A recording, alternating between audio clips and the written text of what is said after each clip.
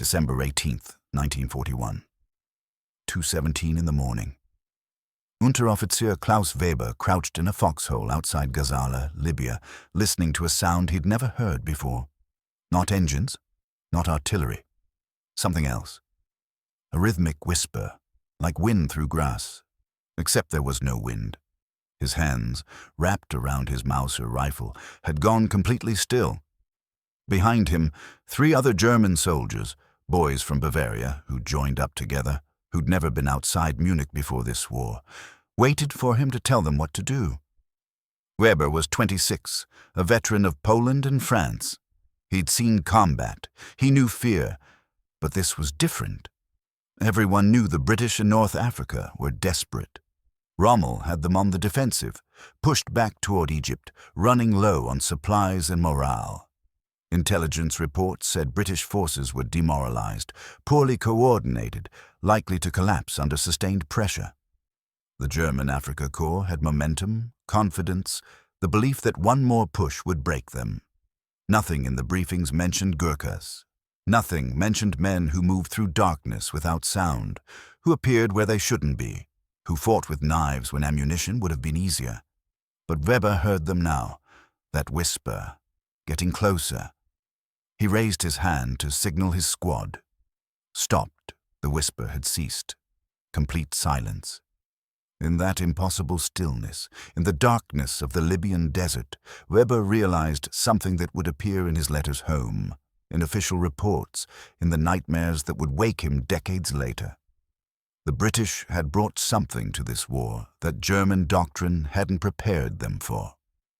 What German soldiers said when they first fought Gurkhas would reveal everything about fear, about respect, and about the moment when tactical confidence collides with an enemy you fundamentally misunderstood.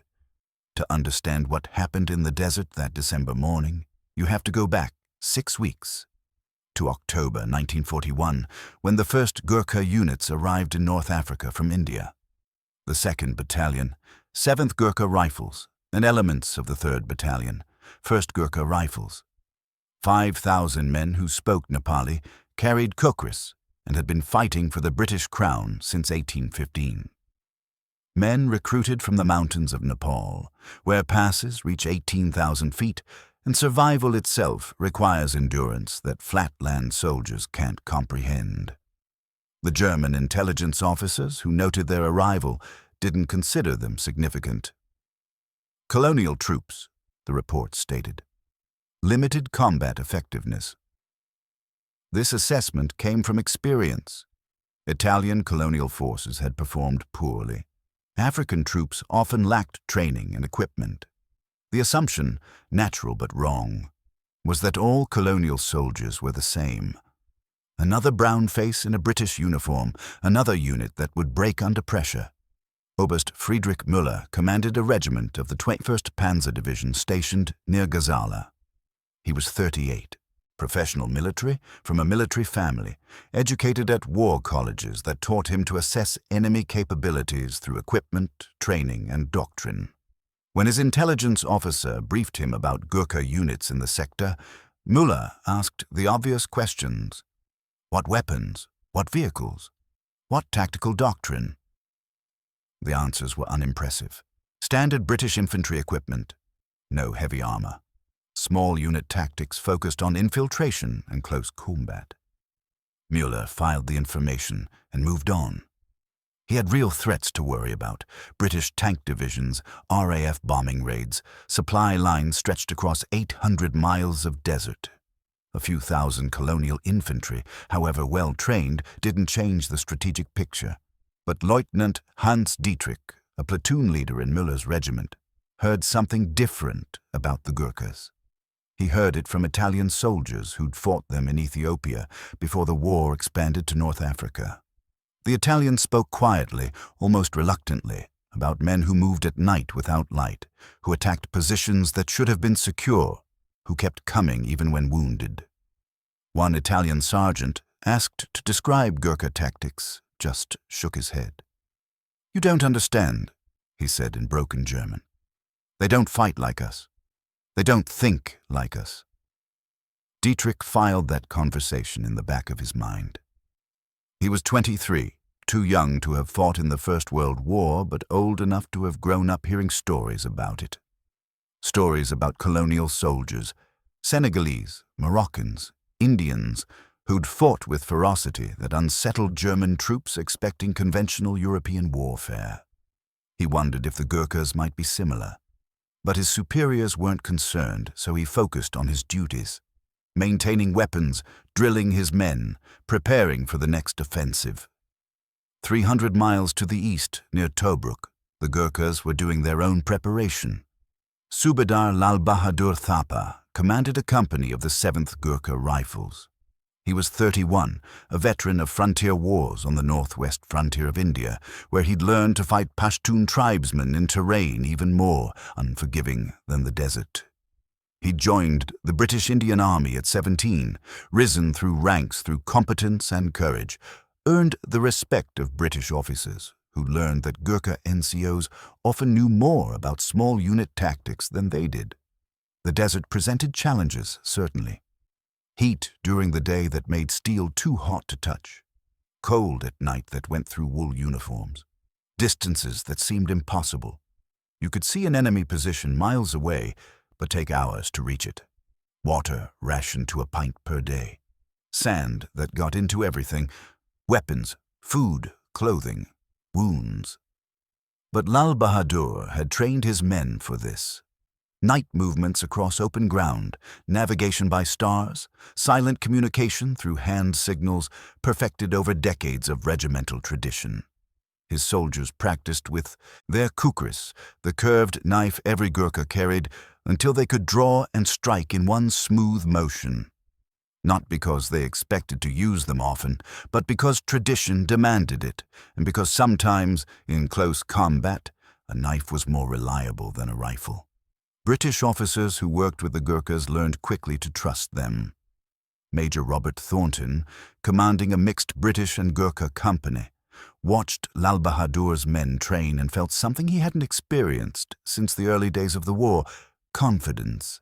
Not the forced optimism of propaganda, but genuine tactical confidence born from watching professionals work. "They're different," Thornton wrote to his wife in November 1941. "Not in a patronizing way. I don't mean they're exotic or mysterious. I mean they're professional. They take warfare seriously in a way that reminds me of our best Guards regiments. Discipline without rigidity, courage without recklessness. If we can get them into position, if we can let them do what they do best, they'll surprise the Germans." He was right, though surprise wasn't quite the word for what was coming. The British offensive at Gazala launched on December 15, 1941. Operation Crusader, designed to relieve Tobruk and push Axis forces back across Libya. 25 British divisions against 14 German and Italian divisions. Armor, artillery, air support, a conventional mechanized battle across desert terrain. But warfare is never just one thing. While tanks clashed and artillery dueled, infantry fought their own war. A war of positions and patrols, of listening posts and night raids, of trying to determine where the enemy was and what they planned to do next. This was the war where the Gurkhas excelled. December 17th, Müller's regiment established defensive positions on a ridge overlooking a wadi, a dried riverbed that provided cover for advancing forces. Standard defensive doctrine: machine gun positions, interlocking fields of fire, barbed wire, mines. By evening, the position was secure. Müller posted sentries, established patrol schedules, and retired to his command tent, confident that any British attack would be detected well before it reached his lines. Weber's squad drew the midnight to 4 watch. 4 men, positioned 50 meters in front of the main defensive line, tasked with providing early warning of enemy movement. They had a radio, flares, clear fields of fire. Weber had done this dozens of times. He knew the routine: stay alert, watch the darkness, report anything unusual. At 2:17, he heard that whisper.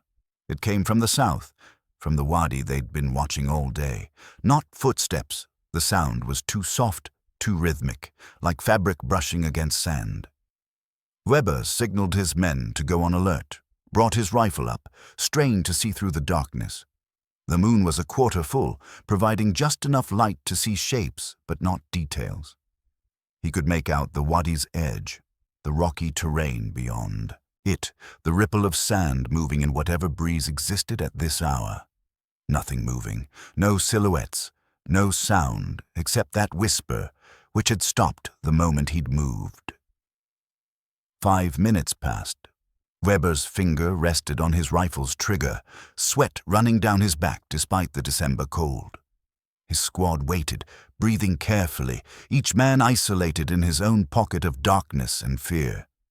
Then the whisper again. Closer now. Much closer.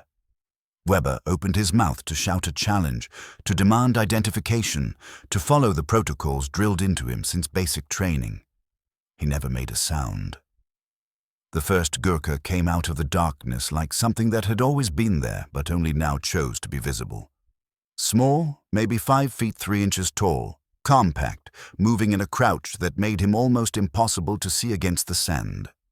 No helmet visible, face darkened with something, carrying a rifle that seemed too large for his frame. He was 10 meters away, then 5, then close enough that Weber could hear him breathing. Weber fired. Point-blank range, impossible to miss. The Mauser's report shattered the night silence.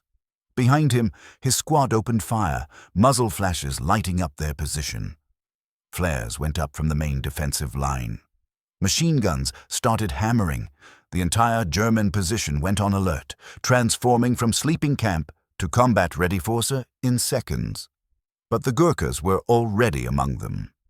Later, trying to explain what happened, German soldiers would struggle with vocabulary. The official reports would say enemy infiltration and close-quarters combat.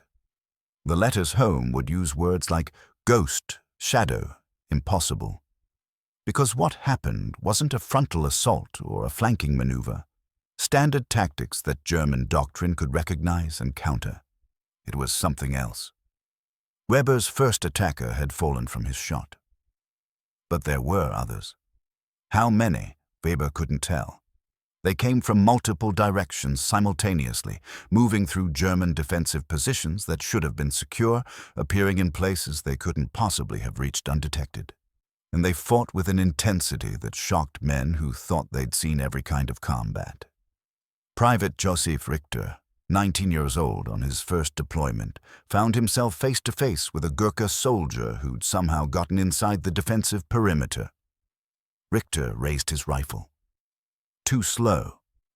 The Gurkha moved with a speed that seemed impossible for human reflexes, drew his kukris, closed the distance, struck in one fluid motion.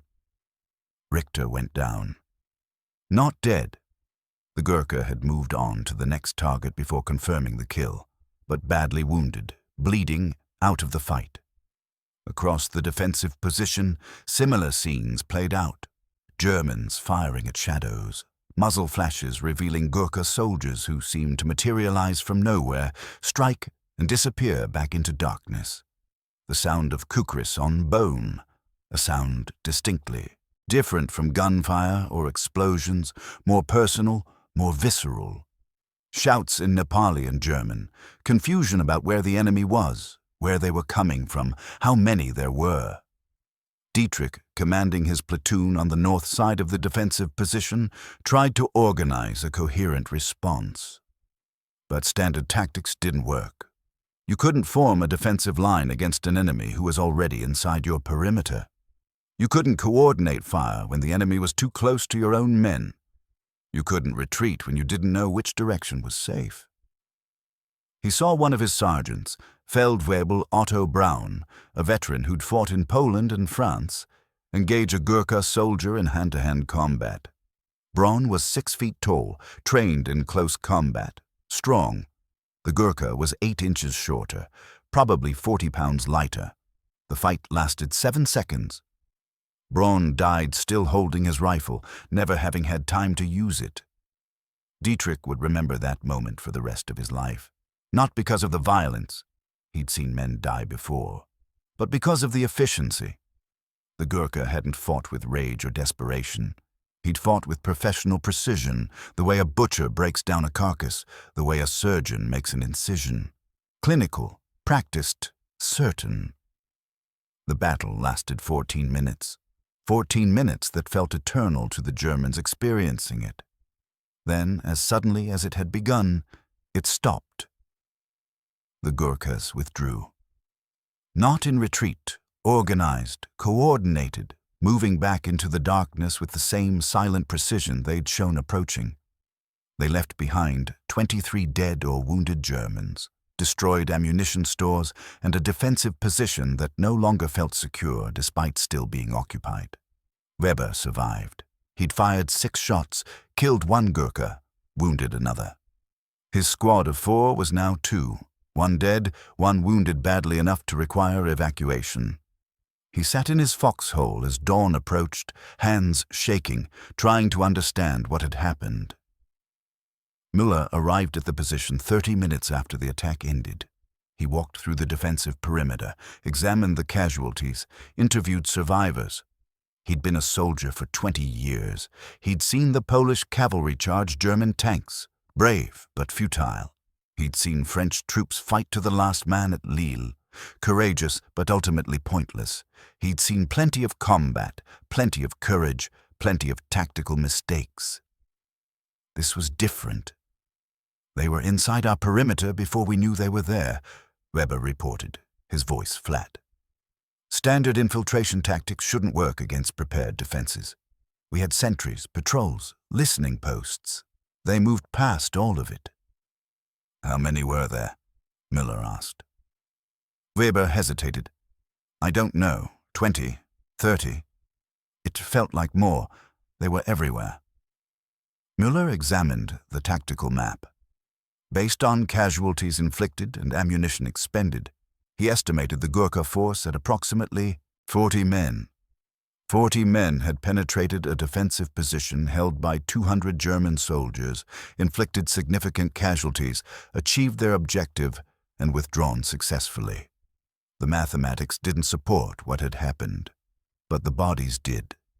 News of the attack spread through the Afrika Korps faster than official reports could travel. Soldiers talked. They told stories about the men who'd moved through darkness, who'd fought with knives, who'd disappeared like smoke when the fighting ended. The stories grew in the telling. 40 Gurkhas became 100. 14 minutes became an hour. Professional soldiers became supernatural figures. Rommel himself was briefed on the incident 3 days later.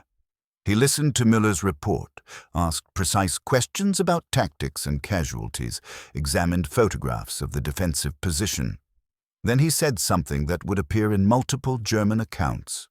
So the British have finally brought their real soldiers. That phrase, real soldiers, appeared again and again in German references to Gurkhas after December 1941. Not colonial troops or native infantry. Real soldiers. The distinction mattered.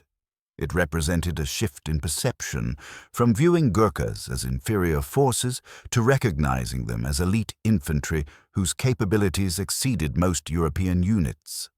But recognition came with cost. Because understanding that the Gurkhas were formidable didn't make them easier to fight. It made them more frightening. Weber's regiment was pulled back for reorganization and reinforcement. In the tent, he shared with 5 other NCOs. He tried to explain what he'd experienced, tried to describe the whisper in the darkness, the speed of the attack, the feeling of fighting an enemy who seemed to understand night combat at a level German training hadn't prepared them for. They weren't like the French, he said. The French fought well in fixed positions, but you could predict them. They weren't like the Poles, who were brave but disorganized. These men, they had a system, a method. They'd trained for this specific type of combat. We were fighting their specialty. One of the other sergeants, a man named Kurt, who'd survived France and Greece, asked the question everyone was thinking. How do you defend against them? Weber didn't have an answer. Neither did German tactical doctrine. The manuals covered defense against armor, against artillery, against conventional infantry assault. They didn't cover defense against small units moving with stealth perfected over 126 years of regimental tradition, attacking with a combination of rifles and bladed weapons, employing tactics developed fighting on the northwest frontier against Pashtun warriors who defeated British armies. Mueller submitted a detailed report to division headquarters. It included casualty figures, tactical analysis, recommendations for defending against similar attacks. The recommendations were practical but sobering. Triple the Iowa sentries, increase the frequency of patrols, establish multiple defensive perimeters, use flares constantly to eliminate darkness, assume any quiet night might conceal an approaching enemy. In other words, remain in a state of constant alertness that would exhaust troops within days, expend resources at an unsustainable rate, and fundamentally alter how German forces conducted defensive operations. All because of what one battalion of Gurkhas could do in 14 minutes. The recommendations were filed. Some were implemented. Most were ignored because they required resources the Afrika Korps didn't have. German forces continued fighting according to doctrine, adapting when they could, suffering when they couldn't. And the Gurkhas kept coming. Throughout January and February 1942, German forces encountered Gurkhas repeatedly. Not always in dramatic night raids, sometimes in conventional daylight combat, sometimes in patrol clashes, sometimes in defensive battles where Gurkhas held positions against German attacks. And each encounter reinforced the same lessons. Lieutenant Dietrich, promoted to company commander after his predecessor was killed by British artillery, fought Gurkhas 3 more times in early 1942. Each battle was different. One was a daytime firefight across open ground where Gurkhas used terrain and suppressing fire with professional precision. One was a confused clash in a destroyed village where both sides stumbled into each other and fought building to building. One was another night attack, this time on a supply depot, where Gurkhas destroyed fuel trucks and ammunition stores before German reinforcements could respond. After the third engagement, Dietrich wrote in his diary, a diary that would survive the war and be published in 1967, "I've begun to understand what the Italians meant. The Gurkhas don't fight like us. We fight to achieve objectives, to hold ground, to satisfy orders from above. They fight like men who've decided that warfare is their profession, and they intend to be excellent at it. There's no anger in it, no hatred, just competence, which somehow makes it worse." That observation, no anger, no hatred, just competence, captured something essential about German reactions to the Gurkhas. Because propaganda had prepared German soldiers for fighting evil communists or decadent democracies or inferior colonial peoples. It hadn't prepared them for fighting professionals who approached warfare with the same seriousness German officers claimed to value. The cognitive dissonance was profound. How do you maintain racial superiority narratives when colonial troops are defeating you using better tactics? How do you explain losses to inferior peoples who demonstrate superior small unit capabilities? The answer, generally, was to separate Gurkhas from other colonial forces, to classify them as exceptions, as honorary Europeans, as anything except evidence that Nazi racial theory was bullshit. But some German soldiers drew different conclusions. Weber survived the North African campaign and was transferred to Italy in late 1943. There he fought Gurkhas again, different battalions, same capabilities. By then he'd developed a respect that bordered on admiration. When captured by British forces in April 1944, he was interrogated by an intelligence officer who happened to be attached to a Gurkha unit. "You fought against Gurkhas?" the officer asked. "Yes," Weber said. "Several times." "What did you think of them?" Weber considered the question carefully. He was a prisoner, yes, but also a professional soldier talking to another professional about combat experience they both understood. "I thought they were the best light infantry I ever faced," he said finally. Better training than most German units, better discipline, better tactical sense in small unit operations. If Germany had had 10 divisions of troops that good, we might have won. The British officer noted this in his report, one of dozens of similar testimonies from German prisoners who'd fought Gurkhas. The testimonies were remarkably consistent.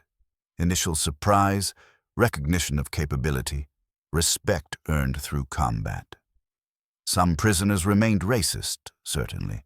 They framed their respect in language about warlike races or natural fighters that revealed continued bigotry. But the respect was genuine nonetheless. You can't fake respect for an enemy who's beaten you fairly. The war ended. Survivors went home, tried to return to normal life, found they couldn't forget. Weber returned to Munich, worked in construction, married, raised children. He spoke rarely about the war, and when he did, he spoke about fear and cold and hunger more than battles. But he kept a photograph, one taken by a British photographer in 1945, showing Gurkha soldiers at a victory parade in Italy. He'd obtained it somehow, through what connections or means he never explained to his family. He kept it in a drawer, looked at it occasionally, never explained why. Dietrich became a teacher after the war, taught history at a gymnasium in Hamburg. He published his wartime diary in 1967, not to glorify combat, but to provide an honest account of what infantry warfare actually felt like. The sections about fighting Gurkhas were among the most read, most discussed parts of the book. Young Germans, raised in a post-war culture that wanted to understand how their fathers had fought, read about the Gurkhas and asked questions Dietrich struggled to answer. Were they really that good? A student asked him in 1970. Yes, Dietrich said simply. They were. Then why did you lose? Because being good at tactics doesn't win wars if your strategy is wrong. Because individual excellence doesn't overcome systemic failure. Because we were fighting for something evil, and they were fighting to stop it. That answer, honest, uncomfortable, true, represented how some German veterans processed their experience. Not all. Many remained unrepentant Nazis. Many denied atrocities. Many retreated into self-pity about German suffering. But some, confronted by memories of men who'd fought better than they had, who'd demonstrated capabilities propaganda said they couldn't possess, began questioning what else they'd been wrong about. The Gurkhas, for their part, continued serving. They fought in Malaya, in Borneo, in the Falklands, in Afghanistan. They remained what they'd always been, professional soldiers from Nepal serving in the British and Indian armies, carrying kukris and tradition, earning respect through competence rather than demanding it through rhetoric. Subedar Lal Bahadur Thapa, who'd led his company through that December night in 1941, survived the war. He retired in 1952 with the rank of Subedar Major, the highest rank available to Gurkha soldiers at that time. He returned to Nepal, lived quietly, farmed his land, watched his children grow. In 1982, a British military historian researching Gurkha operations in North Africa tracked him down, asked him about the raid on Muller's position. "What do you remember about that night?" the historian asked. Lal Bahadur, 72 years old, answered in careful English. "I remember being very tired. We'd marched for 2 days to reach the position. I remember the cold. People think the desert is hot, but at night in December, it's very cold. I remember checking my men's equipment before we moved out, making sure everyone knew their role. The Germans said you seemed to appear out of nowhere, that you moved silently through their defenses." Lal Bahadur smiled slightly. "We trained for that. Night movement, silent approach, quick assault, fast withdrawal. We'd been doing it for years on the frontier. The Germans had good discipline, good equipment, but they didn't expect us to use those tactics. They thought warfare was about armor and artillery. They learned otherwise." "Everyone learns," Lal Bahadur said. "That's what combat teaches. You learn about your enemy. You learn about yourself. Sometimes you learn things you wish you hadn't. The historian asked what he meant by that. Lal Bahadur looked away, toward the mountains visible from his village, mountains where young men still trained to become Gurkhas, still learned to move silently and strike precisely and maintain tradition. War makes you good at things that shouldn't be skills, he said quietly. Moving silently so you can kill someone, using a knife because it's quieter than a rifle, becoming comfortable with violence. These aren't things to be proud of, even if you do them well. But you did them in a just cause. Yes, Lal Bahadur agreed. We were fighting fascism, fighting for freedom, stopping an evil that needed to be stopped. That matters. But the skills themselves, they're still skills for killing. And the men we killed, not all of them were evil. Some were just soldiers, doing what they were told, trying to survive. In 2005, a remarkable meeting took place in London. A symposium on Commonwealth forces in World War II brought together veterans and historians from across the former British Empire. Among the attendees was Klaus Weber's son, Martin, who'd travelled from Munich to present his father's wartime letters and diary. Also attending was Lal Bahadur Thapa's grandson, Rajesh, representing his grandfather who died in 1995. They met by chance at a reception introduced by a historian who'd researched both men's units. They talked for 2 hours, sharing stories, comparing accounts, finding unexpected connections. Martin had brought his father's photograph of Gurkha soldiers, the one Weber kept hidden in a drawer. Rajesh recognized the shoulder patches, confirmed those were soldiers from his grandfather's battalion. "Why did your father keep this?" Rajesh asked. Martin hesitated. I think he wanted to remember that not everything in the war was evil, that some of the men he fought against, men like your grandfather, were honorable, professional, that being on opposite sides didn't mean one side was evil and the other good, just that they were on opposite sides. Did he feel guilty? I don't know. He never said, but he kept the photograph. That meant something. Rajesh looked at the old photograph, at faces of men his grandfather had served with, some of whom hadn't survived the war. My grandfather said the Germans were good soldiers, tough, well-trained. He respected that, even though he fought against them. Respect, Martin said softly. Maybe that's what the photograph meant. Respect. They stood together in silence. Two men whose grandfathers had tried to kill each other on a December night in 1941. United now by the simple recognition that warfare is more complicated than propaganda suggests. That enemies can respect each other. That courage exists on both sides of a conflict. That the lessons of war are never simple and rarely comfortable. What German troops said when they first fought Gurkhas began with surprise, moved through fear, and ended with respect. Not the respect of equals. The Gurkhas had proven themselves superior in their specialty, but the respect of professionals recognizing other professionals. The respect that comes from being beaten fairly by someone better prepared, better trained, better suited to the specific circumstance you found yourself in. In letters home, in official reports, in diaries and memoirs, German soldiers recorded their encounters with Gurkhas. They wrote about the whisper in darkness, about shadows that moved with impossible silence, about men who fought with kukris when modern warfare had supposedly made such weapons obsolete, about professional soldiers who approached combat with a seriousness that matched or exceeded German military culture's self-image. Some Germans learned from this. They recognized that racial superiority theories couldn't explain why colonial troops outfought them.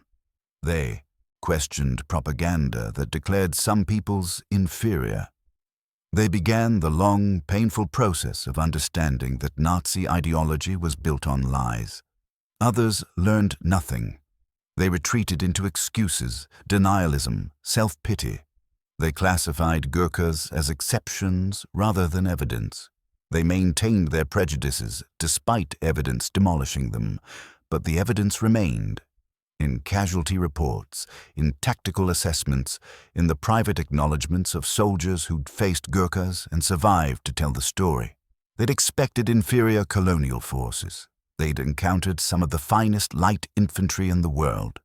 The gap between expectation and reality, between what German doctrine said would happen and what actually happened on a December night in the Libyan desert, taught lessons that some refused to learn, but others couldn't ignore. War is the cruelest teacher. It doesn't accept excuses or tolerate comfortable lies. It reveals truth through blood and loss and the stark reality of who wins and who loses. And one truth revealed in North Africa, in Italy, in Burma, wherever Gurkhas fought. Professional competence transcends propaganda, courage transcends prejudice, and the men carrying kukris into battle were as good as any soldiers in the war. Better than most. Better, certainly, than the German doctrine that had dismissed them as insignificant colonial troops, not worth serious consideration, unlikely to affect the strategic picture. That night in December 1941, 40 Gurkhas changed that assessment, not through speeches or demonstrations, through action, through 14 minutes of combat that showed what elite infantry could accomplish when properly employed. The Germans learned. Eventually, painfully, at a cost measured in lives and assumptions shattered.